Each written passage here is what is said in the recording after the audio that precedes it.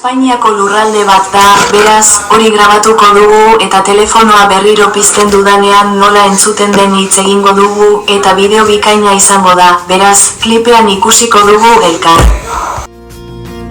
Beraz, bideo bat egiten ari gara Basque Country hizkuntzan eta hizkuntza bat eskatuko dugu izenburua egiten dugunean edo bideo bat egiten dugunean, beraz, mesedez, erabili hizkuntza euskera herrian. Beraz, gozatu bideoaz eta zorte on zure hizkuntzarekin, pixka bat arraro samar ari naizelako orain, beraz, zorte on nirekin euskeraz hitz egiten.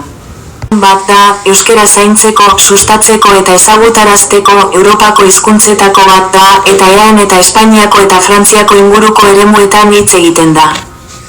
Egunak hizkuntzaren garrantzi kultural eta historikoa azpimarratzen du euskerarentzat. Nazioarteko euskararen eguna urtero abenduaren 3an ospatzen da. Jaiegunak, ekitaldiak, hezkuntza erakundeak. Kultur zentroak eta komunitateak biltzen ditu hizkera historia eta garrantzia. Data aukeratu zen euskera zaintzearen eta zabaltzearen garrantzia azpimarratzeko.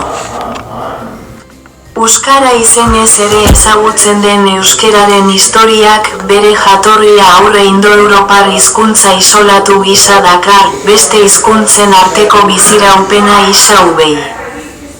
Mendeko lehen idatzizko lanak eta berpizkunde modernoa. Jatorri ezezaguna duen hizkuntza isolatua da, nahiz eta eremu berean hitz egiten zen antzinako akuitiar hizkuntzaren antzekoena izan. Francisco Franco bezalako iradokizun ezezagunak izan arren. Hizkuntza forma estandarizatu baten bidez berpiztu da literaturan pizkunde moderno batean. Eta hori da dena euskeraren hizkuntzari dagokionez. Bihar arte, hurrengo egunean. Gainera, arraro entzuten naiz eta espainiarra bezala entzuten naiz, beraz.